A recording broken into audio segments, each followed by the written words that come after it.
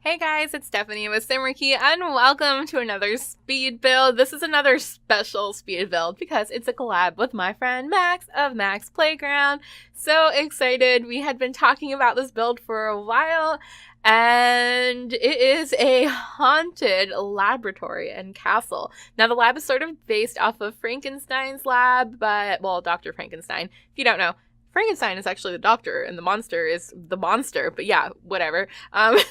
We looked at some Google pictures of different things to gather the inspiration and decided that this would be sort of a 50-50 collab where we would sort of have our own side of the property, but then I put in a little extra work by doing the landscaping. So Max is putting a little extra work by working on half of the lab with me. We both wanted to do the lab. We couldn't really decide, so we decided to just kind of split it. It'll make more sense when you start seeing what I did. But right now I am building the castle. Now, I actually end up switching this up a bit, or not the castle, I'm building the laboratory, and Max is going to build the Dracula's castle. I don't know. That was just sort of our inspiration. It's not going to look exactly like anything, but the castle, I'm going to keep calling it a castle. My lab castle thing over here actually comes out pretty cool. Ends up almost looking a little bit like Gothic and steampunk combined. I don't know. I like it, but I didn't actually like the property or the pond swamp bridge thing that I built. I don't know. I ended up not liking it. So in a few minutes, you're going to see me kind of switch over and just keep the castle part and delete the landscaping and redo it, which I'm glad I did because I really, really wasn't feeling it the first time around. And sometimes you just have to scrap it and start over. But at least the actual lab part was something that I really enjoyed and decided to keep. And I'm going to be honest, I had a hard time getting into this. Like when we first talked about it and we pulled up different reference photos, I was so super excited. And then for some reason, I kept putting it off and putting it off. I think it's because I had already done a really big, spooky, sort of creepy, I don't want to give it away, but I had done like another build very similar to this. So I was like, oh man, I don't feel like doing it. But then once I got into it, oh my gosh, I got into it. I had so much fun. I went a little bit crazy. You will see. But my part of the lab is just insanity. It's technically the underground storage area. So it's more of like the failed experiments and things like that. But oh my gosh, I'm so excited to show it to you guys. But for now, we're still just building the outside. And there it is. See, I even did a professional flippy transition thing to show you. That's where I was like, nope, the swamp is not working for me. Let's redo it. I sort of wanted, well, first of all, I wanted to give Max a little bit more room to build in because I didn't give her too much room.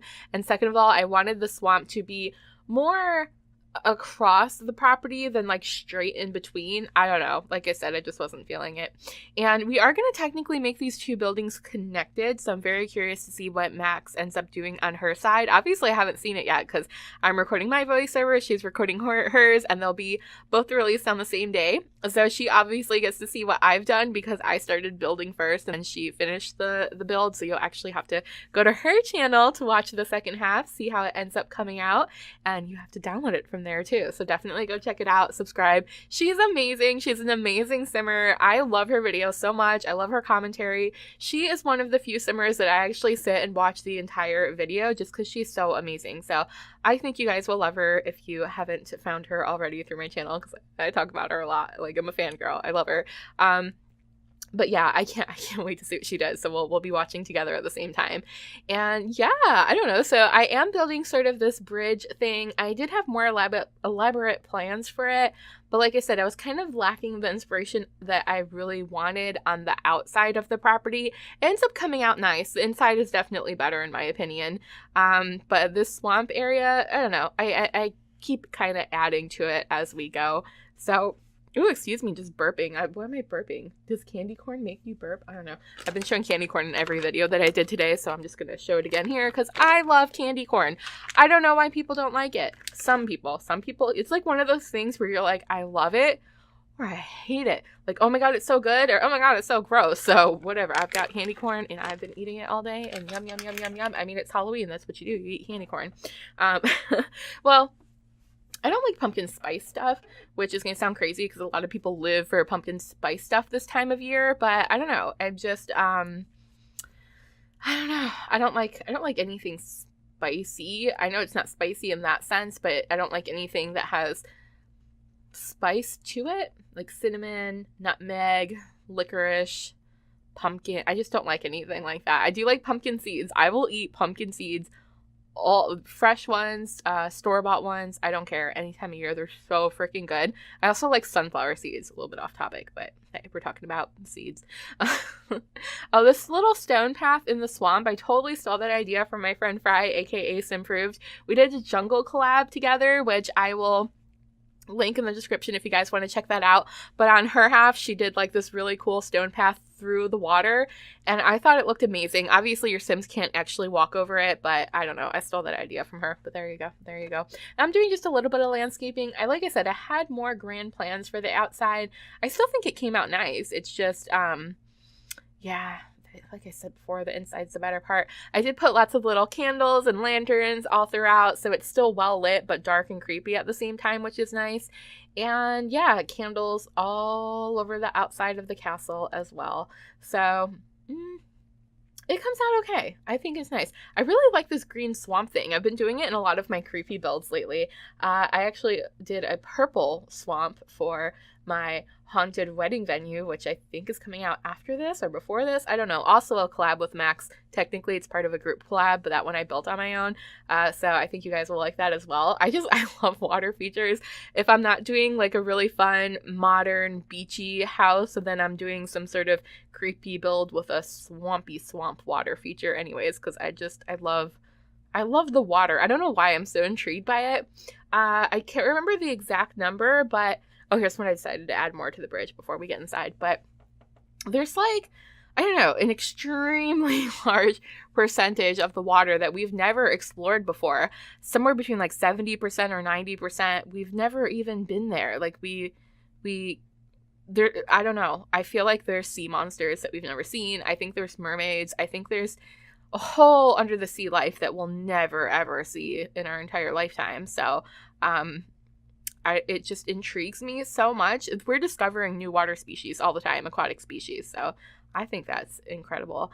And I like the creepy stuff and I like the fun stuff. Like almost, I don't know how to explain it. I sort of talked about this in a few other videos where I have an obsession with seahorses. They're very mystical creatures to me. I thought they were mythological when I first heard about them because I always saw them pictured carrying a mermaid's chariot, so I didn't think they were real. When I saw them when I was 16 at a zoo, I went insane. Like, it's as if you would have seen a mermaid or an alien or something. Speaking of aliens, look at these cool little capsules. Oh my gosh, this is some of the failed experiments down here. Oh, I can't wait to see this. I can't wait till you guys see the end of this. But please stick around for the whole thing because I've got stuff to talk about. But at the end there will be a fun machinima tour, which I love this. Oh my gosh, look at the people inside the capsules. Oh my god. Okay, anyways, I was talking about seahorses. So I thought they were mythological, found out they were real, became obsessed with them. I think they're awesome. I think they're beautiful. I would never want to like own one. First of all, they're very hard to keep, and a lot of them die in captivity, which is super sad. But also, like, as cool as I think they are, I also think they're a little creepy. Like, I feel that way about fish. I love looking at fish. I don't want to eat them. I don't want to touch them. I don't want to swim with them. Like, something about them creeps me out, but they're also so beautiful at the same time. Yeah, that explained it, right? I mean, it's like macabre. I don't know. Like, you know how people are into the horror stuff? They like to be scared, but they also think it's like hauntingly beautiful and things like that. I guess that's how I feel about fish and sea life. Like, it intrigues me so much, but it also scares me a little. So yeah, I don't know. I guess that came from the swamp talk. But anyways, we're finally downstairs in the laboratory. So I furnished this entire downstairs part and I leave the upstairs for Max. And then, of course, like I said, she's going to create the castle that connects to this one and build Dracula's castle or something like that on the other side of the lot. Can't wait to see that. But again, this is the basement, the storage area where all the failed experiments go and all of the doctor's tools and junk that he's collected over the years. He's a hoarder, okay? Anything he finds, anything that breaks, any piece of junk is treasure to him. So he just kind of compiles it all down in this basement and builds things out of things and just experiments. And I went really crazy with that idea. I'm back to the bridge real quick because I wanted to just add more creepiness to it. But yeah, I'm going to add all sorts of like little jars and oddities. And I love this. I love this so much. I'm obsessed with this. I kind of, well, not really on the same line, but I have a friend who is into collecting weird things too. And he just collected a bunch of random pieces that he found on the ground. And gosh, I wish I could show you. He made this super cool art piece out of a drum cymbal, and he used guitar wire to attach all these weird things. Just, like I said, random stuff he found on the ground. Seat belts, locks, pieces of wire, little trinkets, little pieces of jewelry. I'll look at it and see what else I see up there. Yeah, that pretty much describes it. Just keys.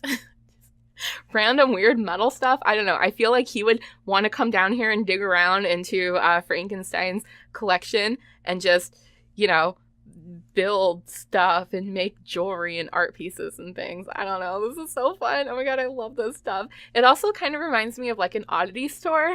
Oh my gosh, I kind of want to go to one. We have kind of an oddity store around here. I don't want to say the name just for privacy reasons, but it's more along the lines of taxidermy, but they do also have weird oddity stuff. But there used to be that TV show, Oddities, and it was at Obscura in New York, I think it was. And they just had the weirdest stuff, like medical instruments and old corsets and baby buggies and I don't know, just weird, creepy stuff. I think it's super gross, but also super intriguing at the same time. I'm weird. What can I say? Are you guys with me? Do you guys feel me? Like, is anyone else like that? Do you like this kind of stuff? Or are you just like, Steph, you're a weirdo. You're kind of scaring me right now. I don't know. It's fun. I mean, the jar specimens really creep me out and the taxidermy really creeps me out, but I think maybe it's like the junk aspect, like I put a random baby thing in there. I don't know. Who knows what Frankenstein's up to, man. He's doing weird stuff down here. I do think for me it's more like the thrill of the hunt, the obscure junk, someone's trash is another person's treasure part that really, really intrigues me. If you're new, first of all, welcome. Glad to have you here. And if you're a regular subscriber, you might actually know, I don't actually talk about it that much. I am super into thrift stores, flea markets, garage sales, auctions, estate sales, antique shops, oddity places. I am just like so into going through other people's stuff that's for sale. You know, I don't just snoop in people's houses. Although that is a big part of the intrigue of The Sims for me, is like touring houses and touring towns and seeing what other people built and how other Sims live and stuff. I'm nosy. But I just love finding stuff that way. It's almost like they call it a disease or a sickness. Like you have the sickness if you're one of those people that just loves this random junk. I don't know, like the steampunk camera and the robot parts and the boxes of trinkets. It's just so intriguing. Like my face is probably lighting up right now because this is my happy place. I know this is super weird, but this, like, maybe not so much the scientific experiment aspect of it, but definitely the stuff. Like, I don't know, I'm going like this, like I'm trying to convey a point, like the books and the medical instruments and I don't know. I imagine there's such cool stuff in here. I actually went through this really fun phase where I would go to garage sales and flea markets and such and find little random pieces of metal and jewelry and skeleton keys and locks and things like that. And I would make my own jewelry boxes out of it. So I would basically take an old jewelry box or, excuse me, I'm burping. Excuse me. Like a cigar box, like some sort of box. And I would take all these random pieces that I had organized in this really cool toolbox that had all these different like drawers that would pull out. It was amazing. I had skeleton keys, I had vintage buttons, I had broken jewelry, I had clock parts and pieces, watch parts and pieces. What else? Just screws and computer components. Just, oh my gosh, why did I get rid of that stuff? I sold it. I kind of wish I didn't, especially the skeleton keys. I wish I kept those. I have an obsession with skeleton keys. And then I would take all this stuff and arrange it cluttered but nicely on top of a jewelry box and make the jewelry encase the entire box in jewelry If I can remember, I will flash a picture over the screen just to show you guys because I think it's super cool. I made an awesome wedding bouquet for my friend's steampunk wedding, and I also made her the ring box that, you know, that they keep the rings in for the wedding. You know what I mean. But yeah, I love doing that sort of stuff. The thrill of digging through junk and buying it. I don't know. You would think I'm like a complete hoarder or something, but I live so minimalistically now. It almost feels like a disconnect to talk about these things that I love and to see how I actually live. I've partly for needing money and also partly just for being free. Like there's some sort of freeness about getting rid of the stuff that you own. I have gotten rid of almost everything that I own.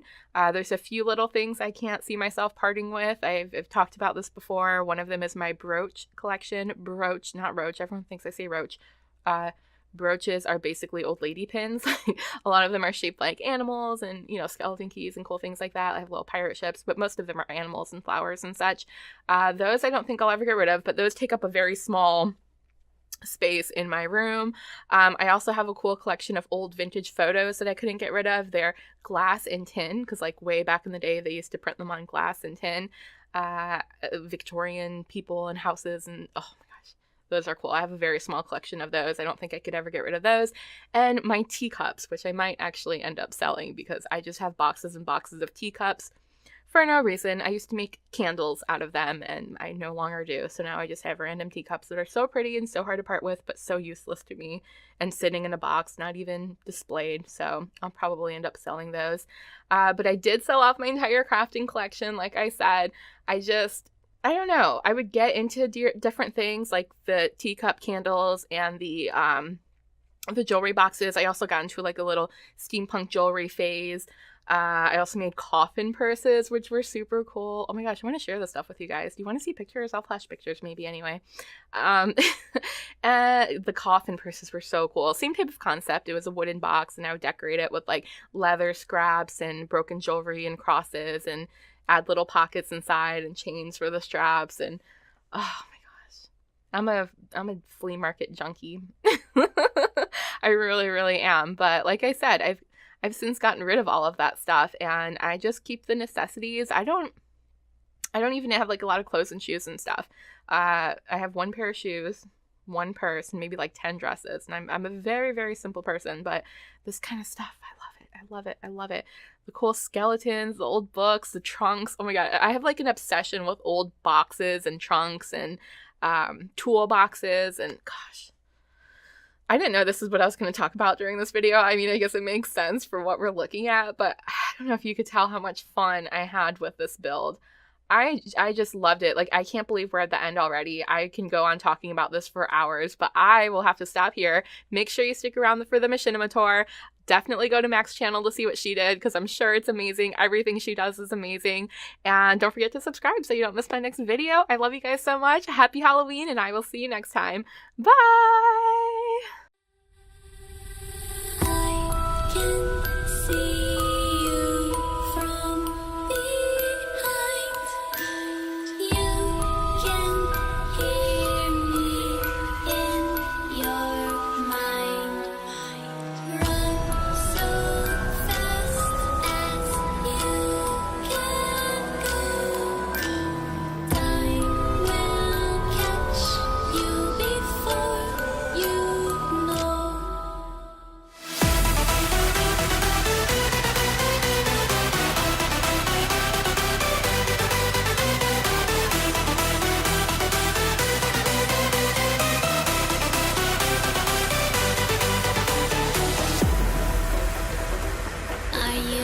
Afraid of the dark?